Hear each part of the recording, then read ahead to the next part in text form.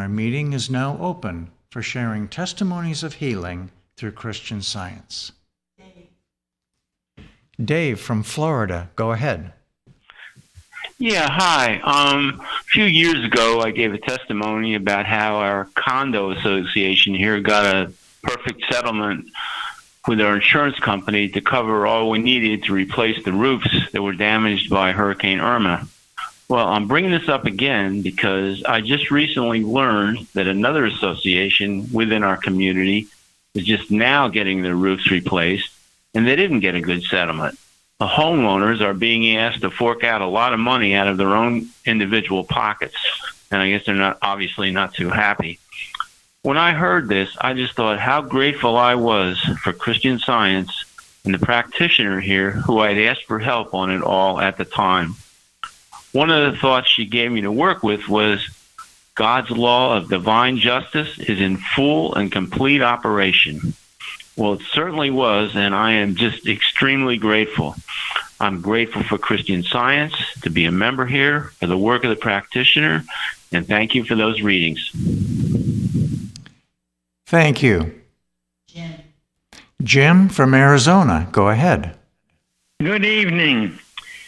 Saturday morning, I was awakened and I sat on the side of the bed and I felt dizzy or lightheaded.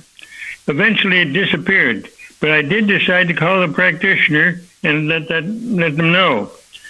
A return call came in and I was informed that work would be started, and I was to call back in the afternoon. After lunch, I had to lie down for a while, and then when I got up, I was fine. So I immediately said, "Thank you, Shepherd." I called the practitioner and was happy to say that everything was back to normal. The next morning, I relaxed for a while, and the same condition started, but very lightly. I said, "Get out of here." And immediately, the lightheadedness disappeared. I am most grateful. Thank you. Jeremy. This past Saturday morning, we did a remote broadcast for our Bible study. At around 9:50, we started the live stream so we could be sure everything was working and ready to go. And then at 9:58, just as we were going to start, the internet went down and shut off the live stream. I tried to fix it, but after a moment there came this quick realization for which I am so grateful. That bit of inspiration let me know the error was not resisting the broadcast, but rather the Bible study itself, since that's what was going to bless others both now and for a long time on the website and YouTube. The Bible study was the important thing, and all I needed to do was call in the teleconference and put my phone on speaker so we could get started. And if I were to delay any longer in doing that, then I would have been being used by error. So once I called in, we got started, and I noticed that the internet came back on, but the signal was still very weak. But it was just enough to start the recording and occasionally mute a caller, which I'm very grateful for.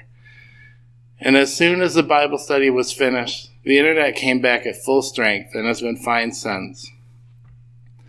On page 170 of the Divinity Course in General Collectania, aka the Blue Book, Mary Baker Eddy gives the rules for overcoming animal magnetism.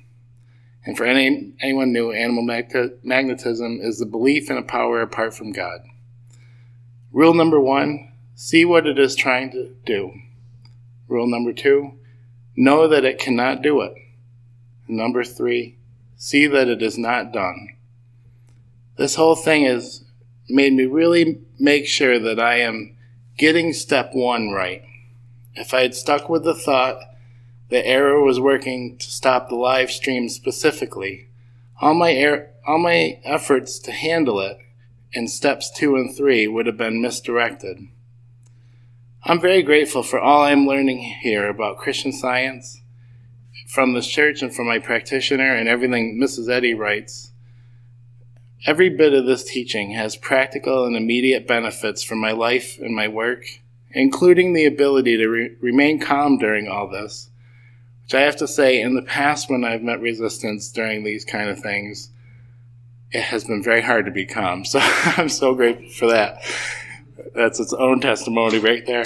So it is wonderful to be a part of this mission for the world, and I'm grateful to be a member of this church. Thank you. Thank you. Joanne from Florida, go ahead. Hi. I'm very grateful for this service tonight and that I have a church like this to come to. I thank God for Mrs. Eddy and her discovery of Christian Science, and that it's taught and lived so purely here in this church. I'm grateful for all the practitioner help I have received and am receiving here now. I couldn't have gotten through a lot of rough times without that loving Christian Science help. And thank you very much for the readings tonight. Thank you. Chardell. Hello, and thank you for the excellent readings. Not long ago, I had a very important personal business call to attend to by phone. Because of what I've learned here at the Plainfield Independent Christian Science Church, I was, as the expression goes, all prayed up after reading the lesson and other prayers. My conversation with a woman called Genevieve was harmonious, even joyful, as we discussed God's love for us. She helped me with everything I needed and also did something extra. At the end of our conversation, she said that her day had gotten off to a very rough start until we talked. And she said, "I will never forget you." My gratitude is for God's great, unchanging love that goes out to all mankind as we are channels for His goodness.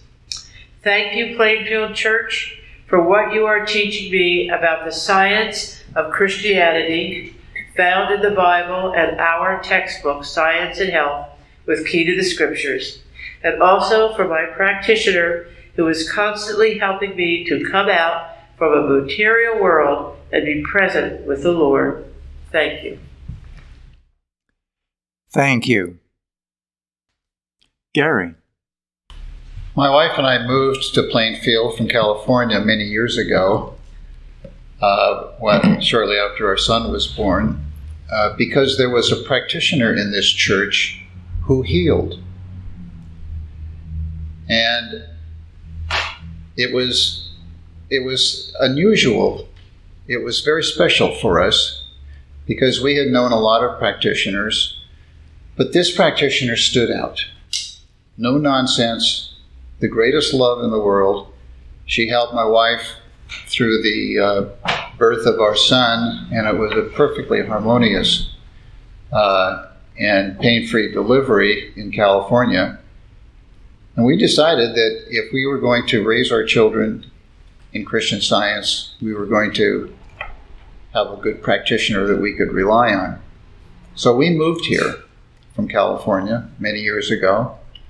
And I remember shortly after moving here, during a Sunday service, one of the members of this church slumped over and passed on during the service. It was evident to everybody what was going on. And I have to say, it was quite a shock to me and a few others. But that practitioner, Mrs. Doris Evans, was her name, sat in the back. She got up. She calmly and confidently walked down the aisle and sat next to that person, pulled her up, and began to talk to her, telling her that God is her life and that she has work to do for God. She talked to her for 2 or 3 minutes, and the woman revived. She came back. And by the end of the service, she was standing up singing hymns with the rest of us. I'll never forget that experience. It was one of many healings that I have witnessed in this church that have reinforced to me the fact that Christian Science heals, and that my opportunity in life is to learn how it heals and to live a better life as a result. I'm so grateful that God brought us back to New Jersey and to this church. A lot has happened since then, and it's all good. I'm so grateful to Mary Baker Eddy for discovering the science of Christianity and having the persistence and the courage and the love to give it to mankind. And I am so grateful to be here with you tonight. Thank you. Patricia, Canada. Patricia from Canada, go ahead. Hello. Recently, extreme back pain and walking problems developed overnight. I thought maybe it was due to lifting something heavy, but I wasn't sure. My dear sister, who I live with, had to help me dress and get in and out of chairs and bed. My bosses really needed me at work, and I felt that I had a divine right to go. I currently work as a CSR. Those letters stand for Customer Service Representative, but to me, they mean Christian Science Representative. It seemed just impossible to sit in my car for the hour-and-a-quarter drive in, but I played the CD, God Is My Life by Faith Anderson and Peter Kidd, that the Plainfield store sells, turned it up full blast, and sang louder than the pain. Super creative CD. I love how their sweet voices chord together with spiritually packed messages. At work, there are 20 stairs to climb, carrying a heavy box of documents. Before each step, I declared ideas such as, walk in the Spirit, and you shall not fulfill the lust of the flesh. I walk with love along the way, and oh, it is a holy day. Every step goes higher, higher, soldiers of the cross. But wait a minute, we're also soldiers of the crown, aren't we? It took sweet forever to climb up. I asked my boss, who has read Science and Health, not to tell anyone about my problem. She's supposed to report such things to the other two bosses, but knows the problems will likely be fixed before she's obliged to report it. I won't say anything, she said, and then she giggled. Oh, well, just look at you, though. Isn't it just a bit obvious? I felt very protected, though, that day because no one came into my office, and I wasn't asked to go down to the lab to solve problems, and that would have meant 20 more steps. So I could pray about it privately. I prayed the psalmist's words, search me, O God, and know my heart, and see if there be any wicked way in me. But by 3:00, I had such a hard time sitting that I called a Plainfield Christian Science practitioner for the first time, with a little trepidation, as I thought my prayer would be answered, and she would detect and expose the fears which chemicalization was stirring up. But I so greatly wanted to learn and grow closer to God. She cheerfully pointed me away from error and suggested wonderful spirit-focused articles to read. My prayer to God became, please show me your majesty. Hymn 248 that was assigned reads, ye shall not to your daily task without your God repair. Instead of repairing matter, it meant to me repairing my relationship to spirit. And this kind practitioner prayed for a few days, and there was steady improvement. My sister, who's an atheist, was very relieved to see rapid and undeniable progress. I told her that a Christian Science practitioner was praying for me. Walking became normal, and the chemicalization and fear ceased. I was very grateful that my sister and my boss could see this healing, and I'm very grateful for my own spiritual growth. Thank you. Thank you. Craig. I want to give thanks for those fine readings and to really feel like this is a place and this is a group where people can grow spiritually.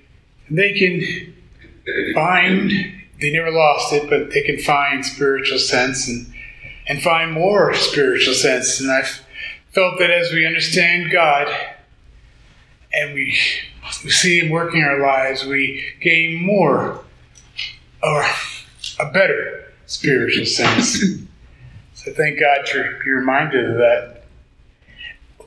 I thank God for opening up my eyes and my mind to the good and the help that He has for us. It was a while ago, I was out of a job. And I was working for a practitioner in this church, but some time ago. But I wasn't, I had things to learn. And I was going in, I was disappointed because I wasn't getting that, okay, let's hire you. So she had given me to read some of the great works we have here. I went from finance because I was young. And it struck me how my thinking was all screwed up. I was believing in all sorts of bad things that were claimed to be real. And he goes on to say that change consciousness. I didn't even know what consciousness was at the time. I took my dictionary and I found out consciousness is a knowledge of the sensations and the mental operations. And that stuck with me. I started thinking about it, and I realized the sensations are the real spiritual senses. And the mental operations of God working, His unfoldment, His reflection, His expression, and I'm all of that. And it's all good. So I could just kind of crap out all that bad stuff. So from there, I started in the mornings and occasionally at times when I remembered to fill my thoughts with what God was going to be doing. Establishing my thoughts and my consciousness, and it was all good. And I went to interviews, and people looked at me differently. And they gave me the job. And from then on, I said, my gosh, change consciousness. And things do change. Brigham Young says, what consciousness is, consciously is. And it was a revelation to me. I thank God for this place where people can learn such earth-shaking and overturning, such marvelous things. They can be shared and change lives for anyone. Thank you. Linda. I want to express my thank you for the readings. I want to express my gratitude for healing. I just remembered tonight of my son of symptoms of strep throat a couple of years ago. The symptoms came on after his brother had been diagnosed with the same week earlier, and it was on the weekend. And the next day I was supposed to come to Plainfield, but I told him that if it hadn't cleared up, I would go with him to get it checked out Sunday afternoon. But I was working with what the practitioner here had given me, prayer by Mary Baker Eddy on household that can be found on our website. That is a prayer of peace for the household. And I also worked with the line in the 91st Psalm that no plague shall come nigh thy dwelling. And I went ahead to church on Sunday, and I know that the peace that I got from attending church had a great effect on the house and my thought. And when I got home, he had improved and improved enough, and he kept improving as the day went on to the point where he felt he didn't need to go have it checked out. And by that night, the symptoms were completely gone. I'm very grateful for all that I'm learning here, for our great God, for Christ Jesus, and what Mary Baker Eddy giving us the science and the church here that teaches it clearly. Thank you.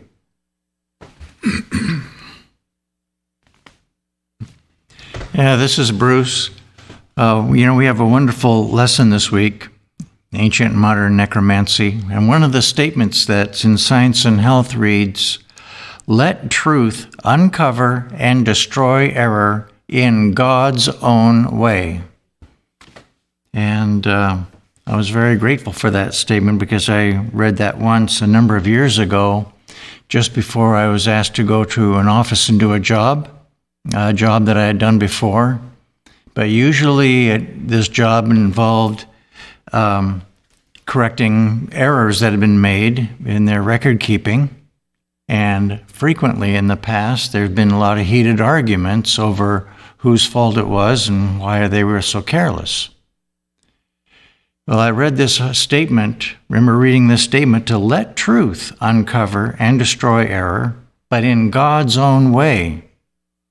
And with that, I went in, prepared to do the work.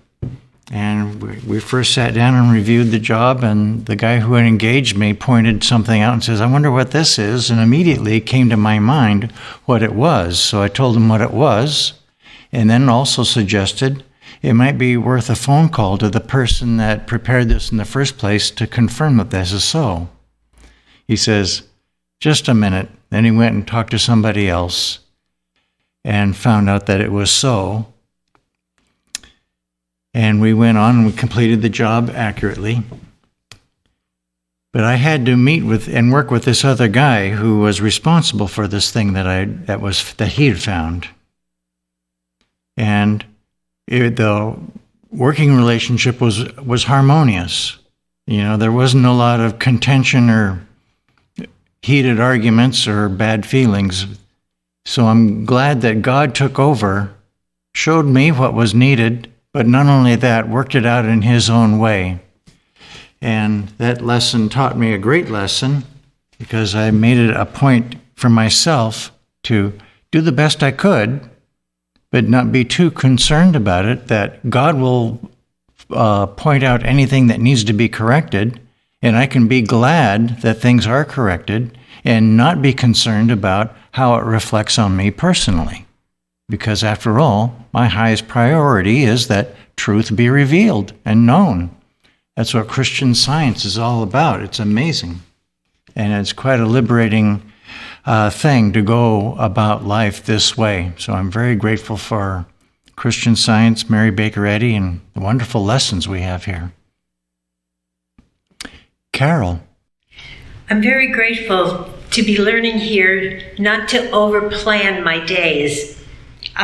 In the morning, I pretty much figure out what needs to be done during the day. But as we were taught here a long time ago, keep your ear tuned to God and listen to what God has for you. So the other day, I needed to go to the cell phone store and have my phone looked at and have an account set up for me that I tried to do through their app. And I was doing some work and had other things planned, and all of a sudden the thought came very strongly, "Go now." And I thought, but no, go now.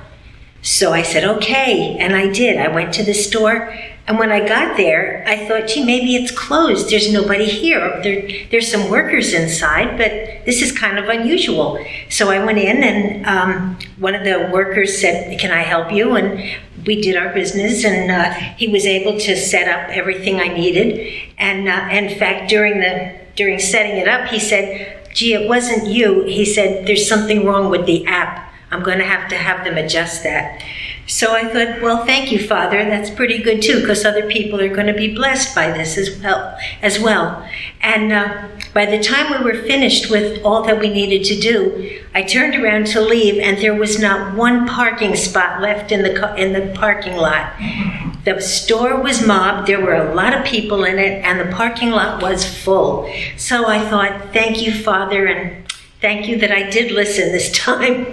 I'm very, very grateful for all the helpful things that I have learned here through the years and that I'm still learning. And very grateful for the readings tonight, too. Thank you very much. Thank you. Luann from New York. Go ahead. Thank you. I just want to say how grateful I am for this past weekend. I was able to come down to the church and really experience the work that goes on there. And I think the greatest part of it was that everyone helped me to discover my value. And it was something very unique to me. It's something, at first, it made me feel very uncomfortable. But I think that I feel more settled with it now. And it was a very good lesson for me. And I just wanted to say that I'm grateful for everything that everyone did for me while I was down there. And every time that I come away from the church and I come back home, I just come home with a renewed spirit. And I know that it will help me to bless others as I reopen my ceramic shop and people come in. I feel like a different person every time I come down there. So I just want to say that I'm very grateful for that. So thank you. Thank you. Mary. This is from our church website bulletin board, Virginia. Many thanks for the readings at the Wednesday, May 19th testimony meeting on We Should Go to God for Healing. The readings were inspired, comforting, and vitally important in stating the advantages of mind healing and the scientific requirements of each one of us. I truly appreciate what was given and having shared with others, and they were grateful as well. And thank you for each testimony given, showing the practical application of this science, which was lived by Christ Jesus and given to the world by Mary Baker Eddy. In Florida, thank you so much for that wonderfully strong and divinely inspired article, What Prospers Healing, by David Keaston, on this homepage carousel. It is most necessary reading for every Christian Scientist who wants to grow spiritually in Christian Science. Thank you to all at this church who have selflessly stood and valiantly supported Mrs. Eddy and her divine revelation. The world would be lost without your stand. And Virginia again, thank you so much for today's, May 23rd, instructive and inspiring offerings from the Round Table, the excellent lesson sermon on soul and body, and the awesomely beautiful Be Still, My Soul. And then California, referring to the Sunday Roundtable this past Sunday. I am so grateful for the reading from the Gill commentary on Luke 12:1, to beware ye of the leaven of the Pharisees. It really opened up my understanding that there is no good or bad in the concept of leavening, but it is the context in which it rises, as to whether it is building upon spiritual understanding to a higher level of understanding God good, or leading me away, unawares, into the corruption and infection of my principles and practices. Thank you for this leavening instruction. I always look forward to learning something new each week from the Round Table. And then testimony from California. I would like to give gratitude for one of the changes I am seeing in my life since becoming a part of the Plainfield Christian Science Church Independent and working with a Plainfield practitioner. This change has to do with being more protective of my oil, as mentioned in Jesus' parable of the 10 virgins, where only 5 of the 10 were prepared with oil in their lamps to accomplish the task at hand. Those without oil asked to borrow from those who had oil, but wisdom said no. If we share our oil with you, there will be not enough for both of us to accomplish what needs to be done. Mrs. Eddy defines oil as consecration, charity, gentleness, prayer, heavenly inspiration, science and health. This is the mental state which allows us to do the Father's work during the day. I have finally come to understand that there are situations where my help is required and I can give it, as in carrying out an errand of mercy. But I must be careful to keep my spiritual consciousness, light, my oil, untouched. With this new understanding, several activities I had been engaged in for years, which started out as errands of mercy, but which evolved into tasks performed with little or no gratitude from the recipients, and have naturally fallen aside. I can see God's hand in it, because each ending was accomplished once I finally understood something about the need to guard, protect my oil, and all the endings were accomplished in love. Being at the Plainfield Church is a real life changer. I am so grateful to be part of this church and to have the support of the Plainfield practitioners who are always leading us through the valley of the shadow of death to green pastures and still waters. With love to you all. And England. Just wanted to send a line of thanks for the very beautiful piece, Be Still My Soul, on Sunday, and also for all the music which goes into your services and meetings. I am very grateful for all the work, practice, and preparation involved. Thank you very much. With gratitude and love to all of you. And then Hawaii. A few days ago, our cat Lucky failed to return home. A day and a half later, we became concerned as he always comes home for dinner time. My husband started to panic, and I immediately went into a quiet space and began to pray. Firstly, to calm the fear that something had happened to him. Next, to still all senses and wait patiently. Soon a message came to me clearly and quickly. God knows all our coordinates. We are never lost and are exactly where we need to be. Lucky is exactly where he needs to be, in the presence of God and in his perfect care.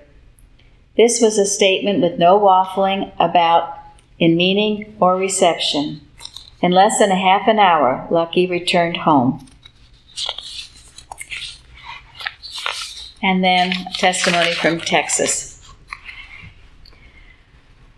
God speaks to us in many ways, sometimes through our feelings and intuition, and occasionally audibly through angel voices. Here's my experience with the audible voice of God. I was working in downtown Dallas and had recently purchased my first car, a 2-seater sports car, which was extremely fun to drive. I was sitting at a traffic light waiting for it to turn red to green so I could zoom out into the intersection and head on home. As the light turned green, before I could apply the gas pedal, I heard an audible voice say, "No, don't go." It was so loud I turned around to see who was hiding in my 2-seater car behind me, but there was no one, of course. And as I turned back to view the intersection in front of me, a large car came zooming across right in front of me, having run a red light. There had been a full 2 seconds since my light had turned green, and had I not heard that audible voice of God, I would have entered the intersection and been hit broadside by this vehicle. After thanking God profusely, I then proceeded through the intersection and on home, giving gratitude all the way for God's protection of not only myself, but all of us at the intersection, including the one who ran the red light. I am so grateful for all the blessings I've received over the years through my application of Christian Science to all aspects of my life, and I am indeed grateful for Christ Jesus and his demonstration of Christianity, Mary Baker Eddy and her sacrifices in bringing the Comforter to all mankind, and last but not least, I'm most grateful for the Plainfield Christian Science Church Independent website and all of its offerings, and those who work tirelessly to maintain it. Grateful to be here tonight, and thank you very much for those readings. It's such an important point, our spiritual sense. It's perhaps the greatest gift we all have. The ability to hear God's voice. Some of these testimonies testified to. It's a gift that needs to be cultivated, however. We have to be aware of it and appreciate it. And the more we hear that voice, the more we will hear it. And it can come in many ways, as the last testifier said. Sometimes it does seem like a voice. Sometimes it's just this intuition or some kind of a mental impression. It comes in many ways, but it is God speaking. On our website, we have it's a short article by Gilbert Carpenter that I would like to share because it was always very helpful to me about listening to God, about being able to listen to that small voice of God. And he says, if you ever expect to hear the voice of God, you must accept the proposition that his voice is now sending out its messages continuously, and doing this because you possess a capacity to hear it. No one can rob you of that, and the reason you do not hear it is because of your lack of focusing your attention on that fact, by letting other things occupy your thought. Thus, you postpone your effort and fail to receive. Man does receive and hear the voice of God when he seeks it and makes the effort to gain it, but he is not conscious of having done so until a need arises. When he voices that which he himself never knew, then he knows that it is God talking through him. So, when you seek to hear God's voice and do not seem to do it, do not be disappointed. Every day make the effort to open your thought and let God talk to you. And if you are not conscious of his doing so, if you do not hear it with your material ears, or are even conscious of it with your conscious thought, take it on good faith. Believe that it is being recorded on the tablet of your mind, that you are laying up treasure in heaven in your spiritual consciousness. And when the right time comes, you will be able to give it out and know what God has been saying to you by what you say to another. That statement has been so helpful to me and has proven so true so many ways, especially at times when I worried that I couldn't hear God's voice. You have to take it on faith and listen. And when you hear things that you know you would not know otherwise, you certainly know that is God speaking to you. And then when you can share it with others, yes, that's a sure sign. So this is a great exercise as to how to hear God's voice and how to develop that spiritual sense. So I'm so grateful to be here tonight for all that I'm learning by being a member of this church. And thank you all for your testimonies and the beautiful music and readings. Thank you.